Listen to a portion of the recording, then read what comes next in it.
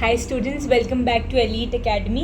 और आज हम स्टार्ट करने वाले हैं क्लास 10th बायोलॉजी का एक new chapter which is heredity. The reason that इस चैनल पे मैं सबसे पहले हेरिडिटी का चैप्टर करा रही हूँ बायो में, जबकि पहले मुझे कायदे से लाइफ प्रोसेसेस कराना चाहिए, फिर मुझे कंट्रोल एंड कोऑर्डिनेशन करवाना चाहिए, इज़ बिकॉज सबसे पहले तो ये कि ये वाला जो चैप्टर है ये स्टूडेंट्स को स्पेसिफिकली थोड़ा ज़्यादा डिफ़िकल्ट लगता है। इनफैक्ट इसका एक पर्सनल रीज़न भी है कि when I was in class 10th I faced a lot of difficulty in understanding this particular chapter, क्योंकि सब कुछ बहुत नया था और मे बी अच्छे से समझाया नहीं गया या फिर मुझे बहुत कुछ नया लगा। क्योंकि अगर आप बाकी के जो बायो के चैप्टर्स हैं उनको देखोगे तो उनमें आपको बेसिकली मगअप करना है, मतलब समझने के लिए चीज़ें हैं, but at the end of the day अगर आप रट लेते हो ढंग से तो आप you will be able to answer most of the question. But इसके अंदर unless and until you do not understand the concept, क्योंकि इसमें बहुत ज़्यादा रटने वाली फैक्चुअल चीज़ें नहीं है, इसमें ज़्यादा समझने के लिए, तो आप ये चैप्टर जो है नहीं अटेम्प्ट कर सकते unless you understand the concept clearly. इसीलिए मैंने हेरिडिटी पहले स्टार्ट किया है कि हम पहले जो डिफ़िकल्ट चीज़ सबको लगती है उस चीज़ को कम्बैट करते हैं, then we can move on to the rest of the chapters, right. तो इस चैप्टर की CBSE बोर्ड के अंदर वेटेज जो है वो 7 मार्क्स की होती है, which is quite a lot for a chapter of biology.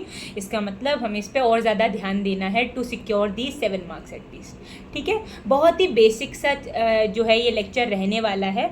इसके अंदर हम समझने वाले हेरिडिटी क्या होता है, वेरिएशन क्या होता है, इनहेरिटेंस का मतलब क्या होता है, ठीक है। 2-3 ऐसी टर्म्स भी मैं आपको बताऊंगी जो कि डायरेक्टली आपकी बुक में नहीं गिवन है, बट अगर वो आप समझ लोगे तो जो आपकी बुक में गिवन है वो आप समझ अच्छे से पाओगे, समझ गए। और उसके बाद हम पढ़ेंगे इनहेरिटेड ट्रेट्स क्या होते हैं, और फिर हम मेंडल का एक्सपेरिमेंट जो कि बहुत बहुत बहुत ज़्यादा ज़रूरी एक्सपेरिमेंट है वो हम पढ़ने वाले हैं। इसी के ऊपर बहुत सारे क्वेश्चन भी आते हैं, है ना, बहुत वेराइटी ऑफ क्वेश्चन फ्रेम किए जा सकते हैं। तो पहले तो आओ समझ लेते हैं कि हेरिडिटी क्या होता है। देखो, हेरिडिटी ना एक प्रोसेस होता है बेसिकली। कैसा प्रोसेस? हम कैसे बने? हम बने हैं हमारे जो पेरेंट्स हैं उन्होंने रिप्रोड्यूस किया और हम फॉर्म हुए। होता क्या है, इनिशियली जो मेल होता है वो स्पर्म देता है और जो फीमेल होती है उसका एग होता है। ये स्पर्म फीमेल बॉडी के अंदर जाके एग के साथ फ्यूज़ करता है, और जैसे ही ये फ्यूज़ कर जाता है एग के साथ तो एक सिंगल सेल बनता है जिसको हम बोलते हैं जाइगोट, ठीक है। ये एक सिंगल सेल होता है। तो सोचो, हम जो एक multi cellular the most complicated organism है वो एक सिंगल सेल से अराइज होता है जिसका नाम होता है जाइगोट। और एज आई ऑलरेडी मैंशन कि मेल से आता है स्पर्म और फीमेल से आता है ओवम या फिर एग, तो दोनों का इक्वल कंट्रीब्यूशन है in the formation of this zygote, समझ गए।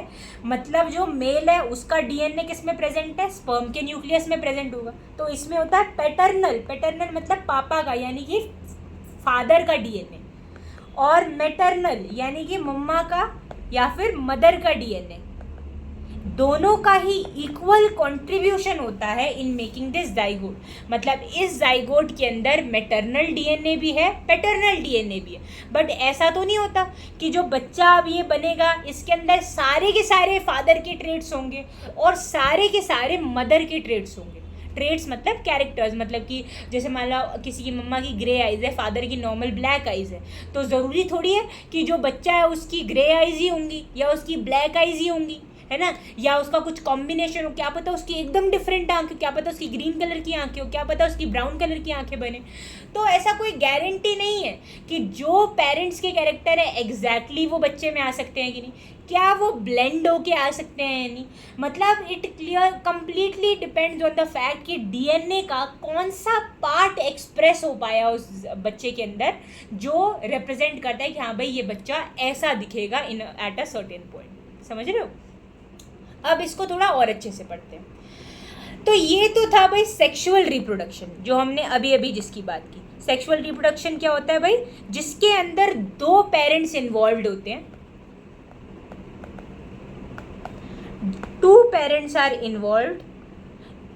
फर्टिलाइजेशन होता है क्योंकि 2 पेरेंट्स है तो 2 गैमीट होंगे, 2 गैमीट है तो 2 गैमीट का फ्यूजन होगा, फर्टिलाइजेशन होगा। दोनों का DNA इन्वॉल्व है, मतलब मदर का DNA भी है, मैटरनल DNA, एंड फादर का DNA भी है, एंड पैटर्नल DNA भी है। तो दोनों का डीएनए कंट्रीब्यूट करने वाला है बच्चे के कैरेक्टर्स डिसाइड करने में, समझे? अगर ऐसा है तो इसका मतलब जो वेरिएशन आएगा बच्चे के अंदर वो ज़्यादा है। क्यों? मदर का भी डीएनए आ गया, फादर का भी डीएनए आ गया। अब ऐसा भी होता है कि मदर का जो डीएनए है, कुछ ट्रेट्स क्या पता मदर के अंदर भी ना एक्सप्रेस हुए। मतलब मान लो आपकी मम्मा का डीएनए, उसके अंदर एक ऐसा जगह है, आपने पढ़ा होगा I guess yes 9th class के पहले चैप्टर में, जो सेल वाला जो चैप्टर होता है उसके अंदर दिया है the functional part of DNA are called genes. तो ये पार्ट है जीन। अब ये जीन के ना बहुत सारे वेरिएशन होते हैं। मतलब मान लो यहाँ पे ना आई कलर की जीन है, ठीक है। अब ये जो जीन है इसके ना वेरिएशन होते हैं। मतलब आई कलर अलग अलग टाइप के प्रेजेंट, मतलब के वेरिएशन प्रेजेंट हो सकते हैं एक ही डीएनए में।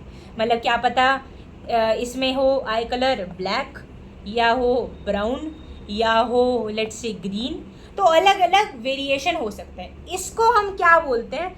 Varieties of the same gene को हम बोलते हैं अलील्स, ठीक है। ये term as a already mentioned आपकी बुक में नहीं है, बट ये याद रख लो, इजी रहेगा आगे की चीज़ें समझने में, राइट। तो एक जीन के मल्टीपल फॉर्म्स हो सकते हैं जिनको हम क्या बोलते हैं? अलील्स बोलते हैं, राइट।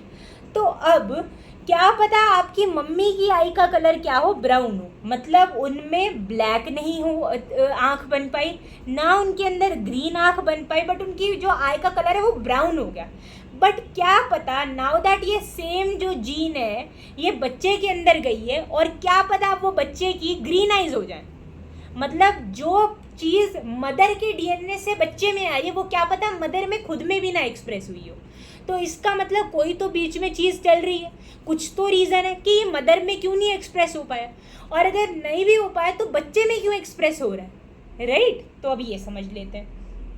ये difference between heredity and inheritance हम थोड़े आगे वाले पार्ट में पढ़ेंगे, पहले समझते हैं। अब क्या कहते हैं हम समझते हैं। तो ये फादर है, ये मदर है। दो टाइप की ना अलील्स हो सकती हैं। एक हो सकती है डोमिनेंट और एक हो सकती है रिप्रेसिव। डोमिनेंट जीन क्या होती है? मतलब वो बगल वाली जो भी जीन है उसके एक्ट को सप्रेस करके खुद को एक्सप्रेस कर देगी, है ना। जैसे मान लो, इसको एक एनालॉजी समझो। क्लास के अंदर 10 बच्चे हैं, ठीक है, या चलो पेयर का ही एग्जाम्पल लेते। क्लास के अंदर हमने 2-2 बच्चों के पेयर बना लिए, ठीक है। हर पेयर के अंदर एक बच्चा ऐसा था जो अपना हुक्म चला सकता था, सामने वाले के ऊपर डोमिनेट, सामने वाले को डोमिनेट कर सकता था, और एक जो था वो रिसेसिव था। रिप्रेसिव नहीं, रिसेसिव। रिसेसिव मतलब जो दब सकता है। मतलब अगर उसके साथ कोई डोमिनेंट बंदा आ जाए तो वो क्या हो जाएगा? वो एक्सप्रेस नहीं कर पाएगा खुद को। तो ऐसे पेयर बनाए। तो मान लो ये बच्चा जो है ये बोल रहा है नहीं भाई, जो मतलब प्रोजेक्ट का जो कलर है वो रेड होना चाहिए, और ये जो है ये कह रहा है या येलो होना चाहिए। बट ये इतना ज़्यादा डोमिनेंट है कि ये इसको किसी ना किसी तरीके से कन्विंस करके रेड ही करवा लेगा। तो क्या देखा इसका मतलब हमने, जो डोमिनेंट होता है वो रिसेसिव वाले को, मतलब जो दब सकता है उसको दबा के अपना कैरेक्टर या फिर अपनी बात मनवा लेता है। सेम होता है हमारी बॉडी के अंदर भी। जो फादर है और जो मदर है, फादर के अंदर से मान लो हम टॉलनेस की बात कर रहे हैं, है ना, या हम टॉलनेस क्या होता है, हाइट की बात कर रहे हैं लेट्स से, है ना, ये हम बात कर रहे हैं हाइट की। अब हाइट के लिए एक जीन जो है मदर के एंड से भी आ रहा होगा, एक जीन फादर के एंड से भी आ रहा होगा, है ना। अलील मतलब फादर के एंड से आ रही है कैपिटल टी वाली अलील, और मदर के एंड से आ रही है स्मॉल टी वाली अलील। कैपिटल टी मतलब जो ये है डोमिनेंट वाली। जब भी हम कैपिटल लेटर से कुछ डिनोट कर रहे हैं मतलब वो है डोमिनेंट अलील, और अगर स्मॉल लेटर से कर रहे हैं मतलब वो है रिसेसिव अलील। अब ज़रूरी नहीं है, यहाँ पे मैंने दिखाया है कि जो मदर के एंड से जो अलील आ रही है वो रिसेसिव है, जो फादर के एंड से आ रही है वो डोमिनेंट है। बट ऐसा ज़रूरी नहीं है कि हर वक्त जो फादर के एंड से आए वो डोमिनेंट होगी और हर वक्त जो मदर के एंड से जीन आ रही है वो रिसेसिव होगी। हो सकता है क्या पता अगली केस में, जैसे मान लो आई कलर का जीन है, फादर के एंड से आया ब्राउन कलर का की आँख का कलर वाला जीन, और मदर के एंड से आया ग्रीन वाला, और मान लो ग्रीन वाला डोमिनेंट निकला, तो ग्रीन आंखें हो जाएंगी। तो ये एकदम ही वो वाली चीज़ है कि मतलब you can not determine it खुद से कि चलो ये वाला आंख का कलर चाहिए, जो डोमिनेंट होगी वो एक्सप्रेस कर जाएगी। और डोमिनेंट या रिसेसिव अलील का जेंडर से कोई लेना देना नहीं है कि अच्छा मदर की सारी रिसेसिव या फिर सारी डोमिनेंट होगी। समझ रहे हो? आगे बढ़ते हैं। तो जैसे मान लो मदर जो है उसकी हाइट खुद की छोटी थी, तो उनके एंड से छोटे मतलब ड्वार्फनेस वाला जीन आ रहा है, और फादर के एंड से कि फादर की जो हाइट है मान लो वो लंबी थी, तो उनके एंड से डोमिनेंट अलील आ रही है।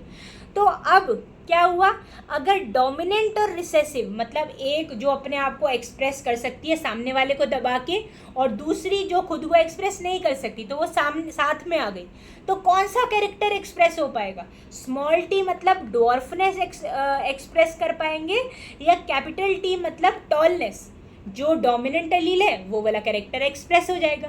मतलब जो रिजल्टिंग ऑर्गेनिज्म होगा वो टॉल पैदा होगा। अब सेम जो है ये बहुत सारे कैरेक्टर्स में होता है, राइट? जैसे मान लो अब आई कलर की बात कर लेते हैं। आई कलर के लिए जो फादर है उनके एंड से मान लो आ रहा है ये, लेट से ग्रीन आंखें जो है ये आ रहा है फादर से, और लेट से ब्राउन आंखें जो है वो आ रहा है मदर से, ठीक है? तो अब मान लो ये जो ब्राउन है कैपिटल बी, ये क्या है मतलब डोमिनेंट है, और जो ग्रीन वाला है वो क्या है रिसेसिव, मतलब स्मॉल बी से डिनोट करेंगे। तो अगर ये कभी साथ में आ गई दोनों की दोनों जीन्स, तो ये क्या बन जाएंगी कैपिटल बी स्मॉल बी। तो इसका मतलब अगर एक पर्टिकुलर इसके अंदर जीन के अंदर एक भी अलील अगर डोमिनेंट है, तो डोमिनेंट वाला कैरेक्टर एक्सप्रेस होगा, मतलब ये जो आंख का कलर होगा वो क्या होगा, ब्राउन होगा। तो आपको समझ में आ रहा है मैंने क्या समझाया? मैंने ये बोला सेक्सुअल रिप्रोडक्शन के अंदर मदर का भी डीएनए आता है, फादर का भी डीएनए आता है। दोनों के डीएनए के अंदर कुछ फंक्शनल पार्ट्स होते हैं जिनका नाम होता है जीन्स, और जीन जो होता है इसके बहुत सारे डिफरेंट फॉर्म्स होते हैं जिनको हम क्या बोलते हैं, अलील। मैंने आपको बोला कि अलील जो है वो डिफरेंट टाइप्स की हो सकती है, डोमिनेंट हो सकती है या फिर रिसेसिव।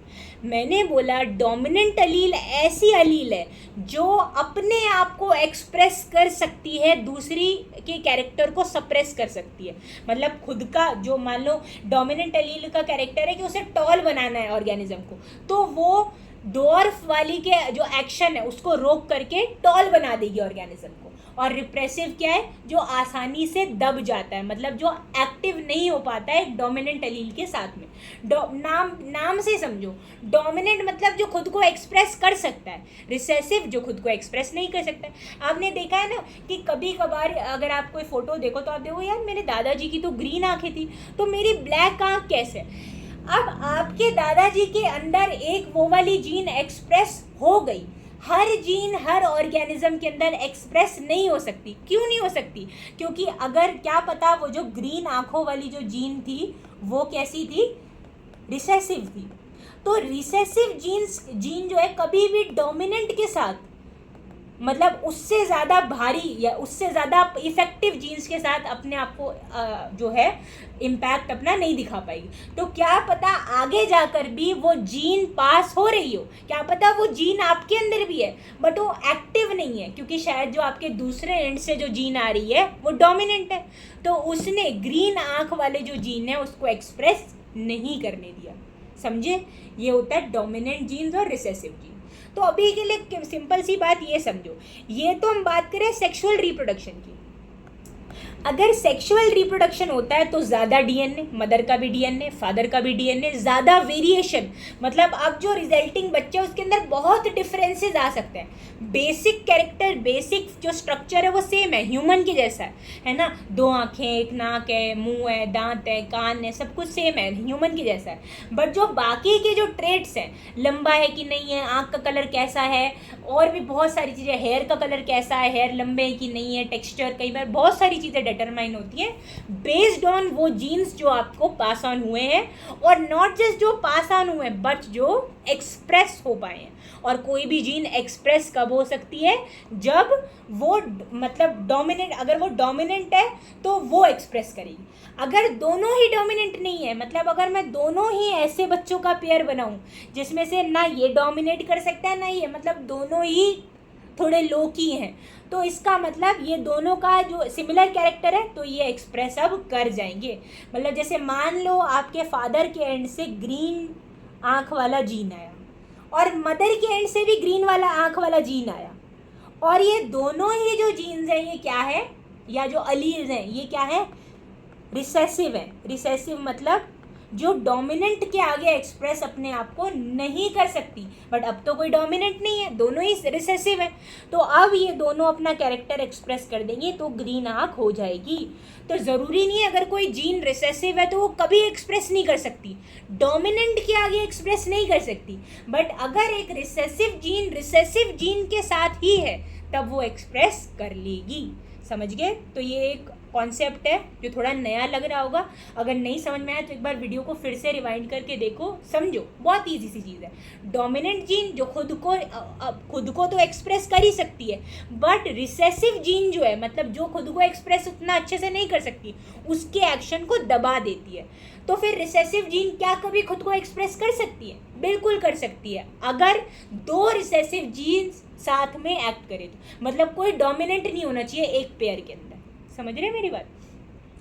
तो अगर कभी ऐसा हो मतलब दोनों मदर और फादर से डोमिनेंट जीन्स आ गए तो डोमिनेंट कैरेक्टर मतलब ब्राउन आँख वाला कैरेक्टर आएगा। अगर ऐसा हो कि एक मान लो मदर की साइड से डोमिनेंट जीन आया ब्राउन आँखों वाला और फादर के एंड से रिसेसिव जीन आया ग्रीन आँखों वाला, तो अब रिसेसिव जीन खुद को एक्सप्रेस नहीं कर पाएगा, डोमिनेंट जीन ही खुद को एक्सप्रेस करेगा और ब्राउन दिखेगा। क्या इसका मतलब ये है कि इसमें सिर्फ एक ही अलील है? अलील इसमें दो हैं। अलील मतलब एक ही जीन के दो डिफरेंट फॉर्म। जीन क्या है यानी कि कैरेक्टर क्या है यहाँ पे, आँख का कलर, आई कलर कैरेक्टर है, और उसको एक्सप्रेस करने के लिए दो जीन के फॉर्म्स हैं। ब्राउन आँख भी हो सकती है, ग्रीन भी, बट क्योंकि ब्राउन डोमिनेंट है तो वो खुद को एक्सप्रेस कर देगी। ग्रीन डोमिनेंट नहीं है और वो क्योंकि रिसेसिव है ग्रीन और वो डोमिनेंट के साथ है तो डोमिनेंट उसको एक्सप्रेस नहीं होने देगा और आँख का कलर ब्राउन ही रहने वाला है। अगर दोनों ही मदर से भी और फादर से भी रिसेसिव जीन आ जाए, मतलब दोनों से ही स्मॉल बी जीन है, इसका मतलब दोनों ही ग्रीन आई की जीन भेज रहे हैं, तो अब ग्रीन आई दिख सकती है। तो इसका मतलब क्या है, रिसेसिव जीन सिर्फ तभी अपने आप को एक्सप्रेस कर पाएगी जब उसके साथ कोई डोमिनेंट अलील ना हो। ओके, सेक्सुअल रिप्रोडक्शन के अंदर वेरिएशन के चांस बहुत ज़्यादा है क्योंकि दो ऑर्गेनिजम्स, दो गैमीट्स, स्पर्म और ओवा, दोनों का फ्यूजन, दोनों का डीएनए, दोनों के अलग जीन्स, हर जीन के डिफरेंट अलील्स, तो वेरिएशन बहुत ज़्यादा आ सकते हैं। क्या पता एक ऐसा जीन जो दोनों ही माँ बाप में नहीं है वो बच्चे में हो, क्या पता मम्मा का जीन हो, क्या पता फादर का जीन हो, डिपेंड करता है completely, right. But asexual reproduction कौन सी होती है, जो बैक्टीरिया वगैरह सिंगल सेल्युलर ऑर्गेनिज्म जो होते हैं उनके अंदर होता है asexual reproduction. What is asexual reproduction? जिसमें there is the involvement of only one parent, और अगर नंबर ऑफ पेरेंट्स कम है मतलब गैमीट भी अब एक ही है, एक गैमीट से नया बच्चा पैदा हो रहा है, मतलब कोई फ्यूजन नहीं हो रहा, दो डीएनए नहीं है, दो जीन्स नहीं है, मल्टीपल अलील्स नहीं है, इसका मतलब वेरिएशन कम है। वेरिएशन समझ रहे हो ना, मतलब वेराइटी, जो एक बच्चे के पास ऑप्शंस है कि वो क्या क्या बन सकता है या उसके जो चांसेस है वो कम है वेराइटी आने के। मतलब ए सेक्सुअल में तो मोस्ट ऑफ द टाइम्स जो बच्चा होता है वो पेरेंट की एग्जैक्ट कॉपी बनता है, ठीक है। जैसे कई बार प्लांट्स, कई बार कुछ बैक्टीरिया के अंदर जो रिप्रोडक्शन होता है उसके अंदर जो डॉटर सेल्स होते हैं या फिर जो नए बैक्टीरिया फॉर्म होते हैं वो बिल्कुल आइडेंटिकल मतलब सेम होते हैं लाइक द पेरेंट। बट क्या आपके अंदर बहुत सारे कैरेक्टर्स अपने मम्मा या पापा से मिल सकते हैं, बट क्या आप अपने मम्मा या फिर पापा में से किसी एक की भी एग्जैक्ट रेप्लिका हो? The answer is no. समझ रहे हो, बहुत सारे आपके अंदर चेंजेस हैं, समझ गए, ये चीज़ को याद रखना है। तो एसेक्सुअल रिप्रोडक्शन जो होता है, जो बैक्टीरिया वगैरह जैसे ऑर्गेनिजम्स में होता है, उसके अंदर वेरिएशन आने का चांस बहुत कम है, अनलेस कोई ऐसी चीज़ हो जाए कि जैसे मान लो डीएनए कॉपी हो रहा है डीएनए तो अभी भी पास ऑन हो रहा है ना बैक्टीरिया से बच्चे वाले बैक्टीरिया में। तो अगर उसे कॉपी करने में कोई दिक्कत आ जाए या कुछ गलत कॉपी हो जाए, जो कि हो सकता है, राइट, तब वेरिएशन आ सकता है, बट अदरवाइज वेरिएशन के बहुत कम चांस होते हैं एसेक्सुअल रिप्रोडक्शन में, क्योंकि only one parent is involved. समझे मेरी बात? बट सेक्सुअल रिप्रोडक्शन के अंदर बहुत ज़्यादा चांसेस है वेरिएशन के। समझ गए मेरी बात? आगे बढ़ते हैं। अब देखो ये वेरिएशंस दिखा रखे हैं, कितने अलग अलग टाइप के वेरिएशन होते हैं। आँख के भी कितने सारे कलर्स होते हैं, देख रहे हो? ये क्यों है? क्या पता इनमें से काफ़ी सारे आँखों के जो कलर हो वो रिसेसिव जीन हो। आपने सुना होगा लोग कहते हैं भाई ये नीली आँख होना तो बहुत ही ज़्यादा रेयर ट्रेट है। क्या पता नीली आँख का जो जीन होती हो या जो अलील होती होगी वो रिसेसिव होती हो। तो रिसेसिव जीन तब तक एक्सप्रेस नहीं हो सकती ना जब तक उसके साथ कोई और रिसेसिव जीन ना आ जाए। अगर डोमिनेंट जीन आ जाती है तो रिसेसिव जीन अपना जो एक्शन है वो नहीं कर पाएगा। समझ रहे हो मेरी बात? बट जो डोमिनेंट जीन है उसके बाद एक्सप्रेस होने के चांस ज़्यादा है। मतलब डोमिनेंट जीन अगर एक और डोमिनेंट जीन्स के साथ है तो भी एक्सप्रेस हो जाएगी। डोमिनेंट जीन अगर एक रिसेसिव जीन के साथ है तो भी एक्सप्रेस हो जाएगी, बट रिसेसिव जीन ऐसा नहीं कर सकती। समझ गए मेरी बात? तो ये है डिफरेंट टाइप ऑफ वेरिएशन जो आपने देखे होंगे। ये है आई कलर के अंदर वेरिएशन, ये है बॉडी कलर के अंदर वेरिएशन, है ना? आपने देखा है कि क्या पता कभी कभार होता है कि जो दोनों पेरेंट्स हैं वो बहुत ज़्यादा फेयर नहीं है बट बच्चा बहुत फेयर है। मतलब फेयर होने की जीन या तो माँ में थी या फादर में थी या दोनों में थी, मे बी वो एक्सप्रेस हो गई बच्चे के अंदर, और मे बी वो मम्मा और पापा के अंदर, मतलब जो पेरेंट्स हैं उनके अंदर खुद में एक्सप्रेस नहीं हो पाई। और एक्सप्रेस ना होने के बहुत सारे कारण हो सकते हैं। क्या ये बात क्लियर है सब बच्चों को? ये चीज़ को ध्यान से समझना है। अब बात करते हैं accumulation of variation during reproduction. अब देखो मैंने ये क्या है, ये अगर एक ही पेरेंट से दो प्रोजिनी बन रहे, प्रोजिनी एक वर्ड यहाँ पे आएगा इस चैप्टर के अंदर। प्रोजिनी का मतलब होता है ऑफस्प्रिंग, ऑफस्प्रिंग का मतलब होता है baby which is born by the fusion of the gametes of both mother and the father। अब हम समझने वाले हैं accumulation of variation का क्या मतलब होता है। समझ गए? तो अब एक्यूमुलेशन ऑफ वेरिएशन का क्या मतलब है? जैसे मान लो आपके और आपके पेरेंट्स जो हैं उनके अंदर कोई जीन्स हैं, वो अपने मतलब अपने रिस्पेक्टिव पेरेंट्स से के गैमीट्स के फ्यूजन की वजह से मदर बने और फादर बने, ठीक है? अब मदर और फादर के भी जो गैमेट्स हैं, मतलब उनके अंदर ऑलरेडी बहुत ज़्यादा वेराइटी ऑफ जीन्स हैं, अब उनके भी डीएनए फ्यूज़ कर रहे हैं साथ में in order to form a new offspring. तो उसमें और ज़्यादा क्या होंगे? वेरिएशंस आने के चांसेस हैं। ये तो थी सेक्सुअल रिप्रोडक्शन की बात, बट एसेक्सुअल में भी ऐसा हो सकता है कि कोई ना कोई जीन हो, ठीक है, जो पास ऑन हो रही हो आगे और किसी ना किसी फॉर्म में वेरिएशन आ रहा हो। अब वो वेरिएशन डीएनए सही से कॉपी नहीं हो पाया उसकी वजह से भी आ सकती है, कोई नई जीन पास ऑन हो गई उसकी वजह से आ सकती है। तो बहुत रीज़न हो सकते हैं। जैसे ये जो पेरेंट है ये पूरा का पूरा ब्लू दिखता है, ठीक है, मान लो इसके अंदर सारे के सारे ऐसे कैरेक्टर हैं, बट इसके जो बच्चे बने उनके अंदर थोड़े अलग अलग, और ऐसा भी नहीं कि जो एक सेट ऑफ पेरेंट्स हैं उनके जो बच्चे हैं वो सिमिलर होंगे, क्योंकि उनके अंदर सेम पेरेंट्स के जीन्स हैं। क्या पता जो जीन डॉटर के अंदर एक्सप्रेस नहीं कर पाई वो सन के अंदर कर गई हो। तो even the progeny of the same parents can differ a lot between themselves, ठीक है? तो ऐसा भी पॉसिबिलिटी है। तो बात करते हैं बैक्टीरिया के बारे में। तो ये बैक्टीरिया जो है ये खुद से ऐसा दिखता है, बट इसने मे भी अपने डीएनए के अंदर कुछ ऐसा पास ऑन किया कि अब इसकी जो प्रोजिनी है उसके अंदर थोड़ा a certain level of variation दिख रहा है। ये देख रहे हो वेरिएशन, ये वेरिएशन दिखाने की कोशिश कर रहा है। अब इनके पहले सिंगल पेरेंट था, अब इन्होंने फर्दर क्या किया और अपने प्रोजिनी को प्रोड्यूस करा सिंगुलरली, ऑब्वियसली क्योंकि बैक्टीरिया एसेक्सुअल रिप्रोडक्शन कर रहा है। तो इसके पास अब कुछ वेरिएशन थी, इसके अंदर से कुछ, जब ये नए बच्चे प्रोड्यूस कर रहा है तो और नई वेरिएशंस भी बनती हैं while reproduction is going on, right? ये भी होता है। तो because of the existing variations that are present in the parent and because of the new variation that arise during reproduction, जो नए बच्चे बनेंगे उनके अंदर और ज़्यादा अलग वेरिएशन होगी।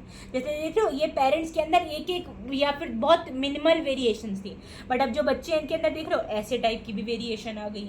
ये भी वेरिएशन, ये वेरिएशन को रिप्रेजेंट कर रहा है by the help of symbols, ऐसी भी वेरिएशन हो। और देख रहे हो even the progeny are not exactly identical to each other. समझ रहे हो ऐसा क्यों? क्योंकि जो जीन में भी एक के अंदर, जो अलील एक के अंदर एक्सप्रेस कर पाए, मे बी वो दूसरे के अंदर एक्सप्रेस ना कर रही हो।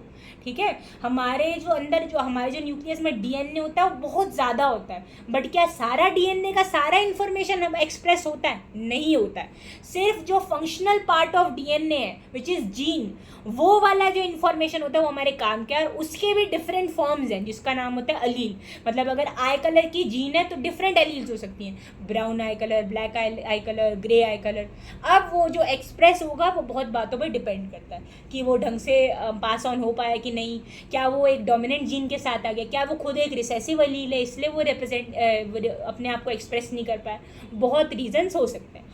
तो हमारा टॉपिक का नाम था accumulation of variation during reproduction. तो as reproduction keeps on going on, existing variations भी आगे पास ऑन होते हैं और नए वेरिएशंस जो बन रहे हैं वो भी आगे पास ऑन होते रहते हैं। अब एक इम्पॉर्टेंट चीज़ जो आपकी बुक के अंदर लिखी है, बहुत ज़्यादा इम्पॉर्टेंट, क्या हर वेरिएशन वाले जो इंडिविजुअल है उसके सेम चांसेस ऑफ सर्वाइवल है, या क्या वो इक्वली बेटर है, सारे इक्वल है, मतलब in terms of their abilities, in terms of how they can express their genes and everything? तो ऐसा बिल्कुल भी नहीं है। अब बैक्टीरिया भी, कुछ बड़े हार्मफुल बैक्टीरिया होते हैं, ऐसे बैक्टीरिया होते हैं जिनके अंदर मान लो एक ऐसा हीट रेजिस्टेंट जीन जो है वो पास ऑन हो गया और एक्सप्रेस कर गया उनके अंदर। तो ऐसे बैक्टीरिया जो हीट के अंदर सर्वाइव कर पाते हैं, बहुत ज़्यादा टेम्परेचर्स पे भी अगर वो सर्वाइव कर रहे हैं तो उसके चांसेस जो हैं सर्वाइवल के वो ज़्यादा है। बट ऐसा बैक्टीरिया जिसके अंदर हीट रेजिस्टेंस वाली जीन नहीं है तो वो उतना ज़्यादा अच्छे से सर्वाइव नहीं कर पाएगा। क्यों नहीं कर पाएगा? क्योंकि उसके अंदर एक जो वेरिएशन है वो वाला नहीं आ पाया। तो अगर कोई बोले क्या इक्वल चांसेस ऑफ सर्वाइवल है हर वेरिएशन के अंदर? बिल्कुल भी नहीं। डिपेंडिंग ऑन क्या ट्रेट आगे पास ऑन हो रहा है इस पे डिपेंड करता है कि अगर वो ट्रेट आपको किसी चीज़ को कॉम्बैट करने में हेल्प कर रहा है तो वो सही है, मतलब तब वो आपके सर्वाइवल के चांसेस को इंक्रीज कर सकता है। बट अगर कोई ऐसा ट्रेट आपके अंदर पास ऑन नहीं हो पाया या फिर कुछ ऐसा पास ऑन हो गया जिसकी वजह से उल्टा आपको सर्वाइव करने में और दिक्कत आ रही, तो आप उतना अच्छे से सर्वाइव नहीं कर पाओगे। आपने एक थ्योरी सुनी होगी नेचुरल सिलेक्शन की, ठीक है? तो कहते हैं कि ऐसे ऑर्गेनिज्म जिसके अंदर इन्वायरमेंटल बैरियर्स या फिर जो भी एनवायरमेंटल कंडीशंस है उनके अंदर सर्वाइव करने की ज़्यादा टेंडेंसी है, फिर वो ज़्यादा अच्छे से एनवायरमेंटल चेंजेस को झेल पाते हैं, वो ही आगे ज़्यादा सर्वाइव कर पाते हैं, राइट? जो लोग का इम्यून सिस्टम मान लो बहुत वीक है ना, वो बहुत ज़्यादा मतलब वैक्सीनेटेड नहीं है, उन्होंने बहुत ज़्यादा मतलब बहुत ही प्रोटेक्टेड एनवायरनमेंट में, तो वो बहुत अच्छे से सर्वाइव नहीं कर सकते क्योंकि their immune system is not very well developed. But ऐसे ऑर्गेनिज्म जिनका इम्यून सिस्टम बहुत अच्छा है, जो बहुत सारे इन्वायरमेंटल चीज़ों को झेल पा रहे, चेंजेस को झेल पा रहे, वो ज़्यादा अच्छे से सर्वाइव कर लेंगे क्योंकि उनके अंदर रेजिस्टेंस ज़्यादा है ना। तो सिमिलर मैनर में अगर आपके अंदर कोई ऐसा वेरिएशन है जिससे आपको सर्वाइव करने के लिए एक मतलब हेल्प मिल रही है या something that is supporting you in order to be able to live in a better manner या फिर live without much more consequences और कोई भी तरीके की दिक्कत, तो इसका मतलब आपके ज़्यादा चांसेस है आगे बढ़ने के। और ऐसा ऑर्गेनिज्म जिसके अंदर नहीं हो पाया ये चीज़, वो नहीं हो पाएगा, नहीं ज़्यादा सर्वाइव कर पाएगा। तो अगर किसी के अंदर यूजफुल वेरिएशन ज़्यादा है ना, जो उसको हेल्प कर रहे हैं, वो ज़्यादा अच्छे से सर्वाइव कर सकता है। ये क्वेश्चन आ सकता है। तो इसे हम एक तरीके से नेचुरल सिलेक्शन बोलते हैं कि जो नेचर के अंदर ज़्यादा बढ़िया तरीके से रह पा रहा है, इन्वायरमेंटल बैरियर्स को झेल पा रहा है, that individual has better chances of survival. ठीक है, ये लिखा भी हुआ है यहाँ पे, creation of diversity over succeeding generation. देख रहे हो डाइवर्सिटी हो रही है। डाइवर्सिटी क्या होता है? बहुत ज़्यादा जब वेराइटी आ जाती है ना, उसको बोलते हैं डाइवर्ट। मान लो मैं बोलूँ कि फॉरेस्ट के अंदर बहुत डाइवर्स वेजिटेशन है या बहुत डाइवर्स वाइल्ड लाइफ है, मतलब बहुत अलग अलग तरीके की, ये प्रोजिनी भी तो अलग अलग तरीके की है ना, क्योंकि इनमें अलग अलग टाइप के वेरिएशन ट्रांसफर हो चुके हैं, right? The original organism at the top will give rise to say two individuals similar in body design but with subtle differences, है ना. बॉडी डिज़ाइन जो ओवरऑल है वो सेम है. जैसे अगर ह्यूमन है तो वो the person is going to reproduce another human only. ऐसा नहीं है कि कुछ अलग ऑर्गेनिज्म प्रोड्यूस करेगा.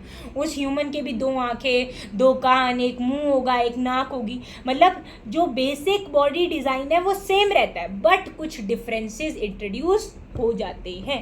समझ गए मेरी बात. आगे बढ़ जाते हैं. Each of them in turn will give rise to two individuals in the next generation. अब ये भी क्या करेंगे और इंडिविजुअल्स को बनाएंगे अपनी तरफ से. और अब जो 4 इंडिविजुअल्स आए वो और ज़्यादा डिफरेंट होंगे एक दूसरे से. इनके अंदर फिर भी जो ऊपर वाले इंडिविजुअल्स थे उनके अंदर फिर भी थोड़ी ज़्यादा सिमिलैरिटीज़ हैं बट जो नीचे वाले उनके अंदर बहुत डिफरेंसेस हैं आपस में, क्योंकि अब जो नए वेरिएशंस हैं वो भी उनके अंदर आ चुके हैं. ठीक है. तो विद एवरी पासिंग जनरेशन नए वेरिएशंस आने लग जाते हैं. Right. While some of these differences will be unique, others will be inherited from their respective parents who were different from each other. मतलब कुछ जीन्स, कुछ चीज़ें आपके पेरेंट्स में से डायरेक्टली पास ऑन हो सकती हैं और जबकि कुछ ऐसी चीज़ें जो ना आपके पेरेंट्स में थी बट आपके अंदर वो आ गई हैं क्योंकि आपके अंदर न्यू वेरिएशंस भी आ चुके हैं. समझ गए. तो बहुत अलग अलग चांसेस हो सकते हैं ना वेरिएशन आने के. मम्मा के अंदर जो जीन थी बट वो रिसेसिव थी, पहले वो एक्सप्रेस नहीं हुई, आपके अंदर हो गई एक्सप्रेस. या मान लो नए डिफरेंसेस, नए वेरिएशन बने इन द नेक्स्ट जनरेशन, इसीलिए आपके अंदर एक वेरिएशन आ गया. डीएनए कॉपिंग में कुछ अलग हो गया, ऊपर नीचे हुआ, तब आपके अंदर कोई वेरिएशन आ गया. तो बहुत लाइक ऑप्शंस हैं of bringing about variation. Right. आगे बढ़ जाते हैं.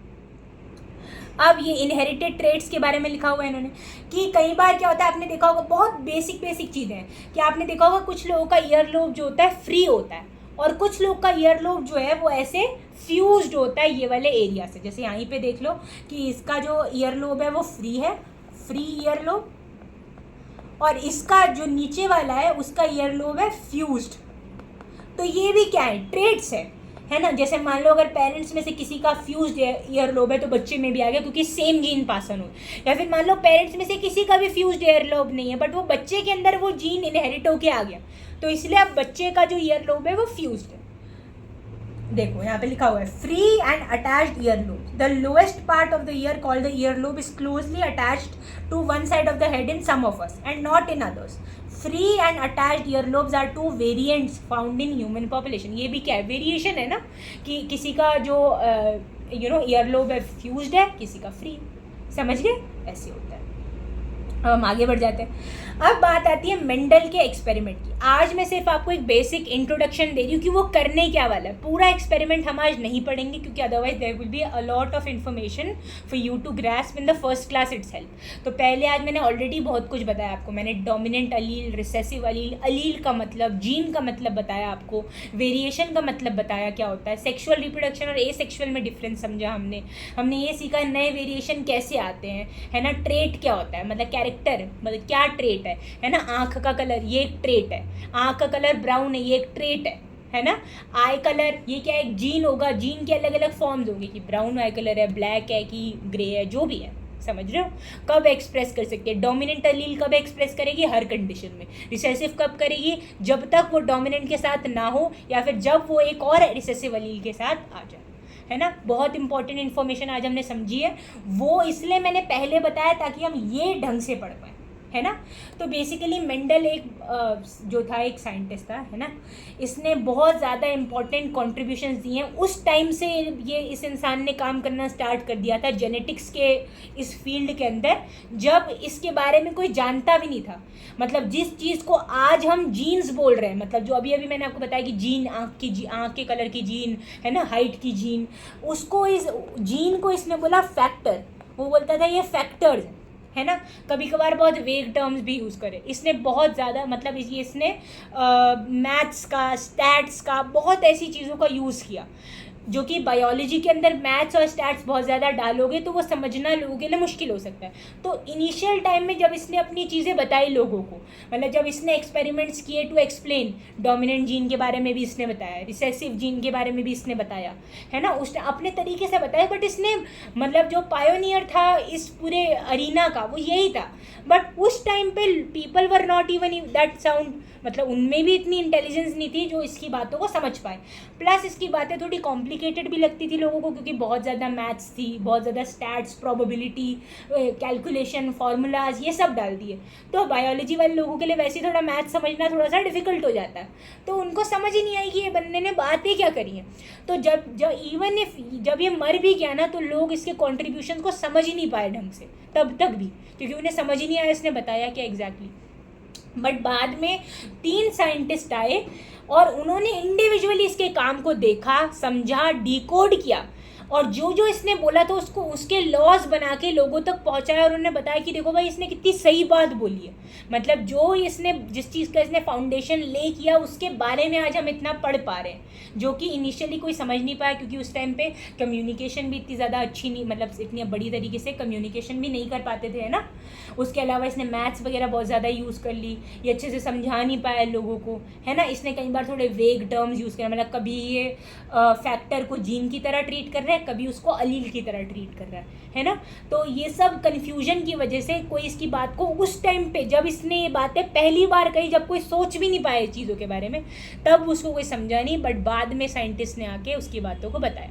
तो इस बंदे ने एसेंशियली किया क्या, इसने एक पी का प्लांट लिया, मटर का पौधा लिया, और उनकी हाइब्रिडाइजेशन कराई। ठीक है, हाइब्रिडाइजेशन मतलब 2 मटर के पौधों के बीच में रिप्रोडक्शन कराना और देखना कि अब इनकी जो प्रोजिनी है, मतलब अब इनसे जो नए पौधे उगने वाले वो कैसे बनेंगे, है ना, वो कैसे दिखने वाले। इसने एसेंशियली पहले जो एक इसने किया था मोनोहाइब्रिड क्रॉस। मोनोहाइब्रिड मतलब जिसमें बस एक कैरेक्टर इन्वॉल्व करके, मतलब एक इसने टॉल पौधा लिया, एक इसने ड्वार्फ मतलब एक छोटा पौधा लिया, और उनके बीच में एक हाइब्रिडाइजेशन मतलब एक क्रॉस करवाया। इसको बोलते हैं क्रॉस करवाना। हाइब्रिड क्या होता है, जब आप 2 चीज़ों को फ्यूज़ करवाते हो उनकी प्रोजिनी देखने के लिए। तो इसने वो सब किया, और इसने एक्सपेरिमेंट्स में क्या क्या देखा वो हम समझने वाले हैं। तो उसके अंदर क्या था, एक टॉल प्लांट लिया इसने और एक ड्वार्फ प्लांट लिया। ठीक है, टॉल प्लांट के अंदर कौन सी अलील्स थी, कैपिटल टी, कैपिटल टी। जो डॉर्फ था मतलब जो छोटा पौधा था, इसके अंदर थी स्मॉल टी, स्मॉल टी। मतलब जो डॉर्फनेस है वो एक रिसेसिव ट्रेट है। रिसेसिव मतलब उसके अंदर वो रिसेसिव अलील से एक्सप्रेस हो पाएगा। रिसेसिव अलील मतलब ऐसी अलील जो डोमिनेंट के साथ अगर आ गई, मतलब अगर एक छोटे डॉर्फनेस की अलील और एक टॉलनेस की अलील साथ में रखो तो टॉलनेस वाली एक्सप्रेस करेगी, डॉर्फनेस एक्सप्रेस नहीं हो पाएगी। समझ रहे हो। तो इसने क्या किया, जानबूझ के इसने दोनों के दोनों रिसेसिव अलील वाले और दोनों के दोनों डोमिनेंट अलील वाले पौधों को लिया, ड्वार्फ को लिया और एक किसको लिया, टॉल प्लांट को लिया, और इनके बीच में क्या कराया, एक क्रॉस करवाया। इस क्रॉस को बोलते हैं मोनो हाइब्रिड क्रॉस। और मोनोहाइब्रिड क्रॉस का मतलब जिसके अंदर मोनो मतलब क्या होता है, सिंगल, तो जिसमें इसने सिंगल ट्रेट को कंसिडर किया। आगे जाके इसने डाई हाइब्रिड क्रॉस भी कराया। डाई हाइब्रिड मतलब जिसमें 2 कैरेक्टर, मतलब yellow flower and tall plant with yellow flowers, tall plant with green flowers, ऐसे टाइप के एक्सपेरिमेंट भी करें, मतलब जिसमें इसने 2 कैरेक्टर को ले लिया। वो हम आगे जाके पढ़ेंगे। अभी के लिए हमें ये पढ़ना है कि सबसे पहला क्रॉस जो इसने कराया वो था मोनोहाइब्रिड क्रॉस। ठीक है, और मोनोहाइब्रिड क्रॉस के अंदर इसने सबसे पहले लिया एक टॉल प्लांट और एक ड्वार्फ प्लांट। ठीक है, इसने जो पी का पौधा था उसके 7 ट्रेट्स लिए थे, मतलब यहाँ पे हम टॉल और ड्वार्फ को ले रहे हैं, बट इसने ये जो सेम एक्सपेरिमेंट है इसने सबके साथ किया, कलर वाले के साथ भी किया, मतलब डिफरेंट कलर की भी जीन्स ली थी इसने, कि एक इसने येलो कलर वाला पौधा ले लिया, एक इसने ग्रीन वाला ले लिया, है ना, एक इसने वाइट कलर के फूलों वाला पौधा लिया और एक इसने वायलेट कलर के फूलों वाला पौधा लिया, जिसमें से एक डोमिनेंट अलील थी और एक रिसेसिव अलील थी। और उनके ये क्रॉस कर करके चेक कर रहा था कि अब इनके जो बच्चे बनेंगे उनके पौधे फूल कैसे होंगे, मतलब वाइट और वायलेट के जो बच्चे बनेंगे उसके जो फूल है वो वाइट दिखेंगे, वो वायलेट दिखेंगे, या फिर वो कोई अलग ही कलर दिखेंगे। तो वो जो है वो हम पढ़ने वाले हैं अगली क्लास के अंदर। अभी के लिए समझ लो कि Mendel was the pioneer of genetics, मतलब एक तरीके से मेंडल को ही फादर ऑफ जेनेटिक्स बोला जाता है। क्यों? क्योंकि he was the first person to ever even come up with any such thing, मतलब जो इसने जितना एक्सपेरिमेंट्स किए उस टाइम कोई जानता भी नहीं था इस फील्ड के बारे में। तो आज जो हमें मैक्सिमम अमाउंट ऑफ नॉलेज मिली है, जो इन्फ्रेंसेस इसने निकाली, वही उसी के बारे में हम डिटेल में पढ़ रहे हैं और हम समझ पा रहे हैं कि जेनेटिक्स मतलब ये जो जीन का ट्रांसफ़र है डीएनए के अंदर, कैसे डीएनए ट्रांसफ़र हो रहा है, जीन कैसे एक्सप्रेस हो पा रही है, ये सब हमें इसी ने बताया था। ठीक है, एक चीज़ और याद रख लो, बस अगली क्लास में काम आएगा। अगर कभी दो डोमिनेंट एलील्स, मतलब दोनों ही जो एक्सप्रेस कर सकती हैं और रिसेसिव को दबा सकती हैं, वो वाली एलील्स क्या होती है? डोमिनेंट। बार बार समझा रही हूँ क्योंकि नई टर्म है, ढंग से समझो इसे। तो अगर दोनों ही डोमिनेंट हो तो इसको हम बोलते हैं होमोजाइगस कंडीशन।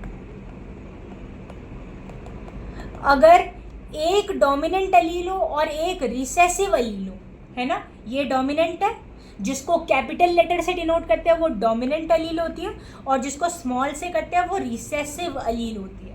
इसको बोलते हैं हेटेरोजाइगस कंडीशन। हेटेरो मतलब डिफरेंट, होमो मतलब सेम, हेटेरोजाइगस कंडीशन। इसका मतलब अगर कोई आपसे पूछ ले कि टॉलनेस जो है वो किस कंडीशन में एक्सप्रेस हो पाएगी, होमोजाइगस में मतलब जब दोनों टी हो, या हेटेरोजाइगस में मतलब जब एक कैपिटल टी और एक स्मॉल टी हो, तो आपका आंसर है दोनों कंडीशन में। क्योंकि डोमिनेंट एलील तो रिसेसिव को भी मतलब सप्रेस करके अपना कैरेक्टर दिखा सकती है और डोमिनेंट के साथ तो दिखाई देगी। और बट अगर कोई आपसे पूछ ले कि रिसेसिव एलील मतलब डॉर्फ कब बन सकता है पौधा, जब एक होमोजाइगस रिसेसिव वाली कंडीशन हो, मतलब दोनों ही रिसेसिव एलील साथ में हो, मतलब जब सेम टाइप की एलील हो तो बोलते हैं होमोजाइगस, जब डिफरेंट टाइप की एलील्स हो तो उसे बोलते हैं हेटेरोजाइगस। एलील होती क्या है? एक जीन के डिफरेंट फॉर्म्स होते हैं। और जीन क्या होता है? डीएनए का एक पार्ट होता है जो एक स्पेसिफिक कैरेक्टर के लिए कोड करता है। स्पेसिफिक कैरेक्टर मतलब मान लो डीएनए के पार्ट में जो ये वाली जीन है वो आई कलर की जीन बना रही है, तो आई कलर के डिफरेंट वेरिएशन जो होते हैं उसको हम एलील बोलते हैं। और एलील भी दो टाइप की होती है, डोमिनेंट हो सकती है और रिसेसिव। आज की क्लास में हमने बहुत ज़्यादा इंपॉर्टेंट चीज़ें पढ़ी हैं, प्लीज़ इसको अच्छे से रिवाइज करना, और हम अगली क्लास में मिलेंगे। और अगली क्लास में हम पढ़ने वाले हैं मेंडल के एक्सपेरिमेंट्स को और कुछ क्वेश्चंस भी सॉल्व करेंगे। ऑलराइट, तो प्लीज़ इसे ढंग से रिवाइज करना। Bye bye.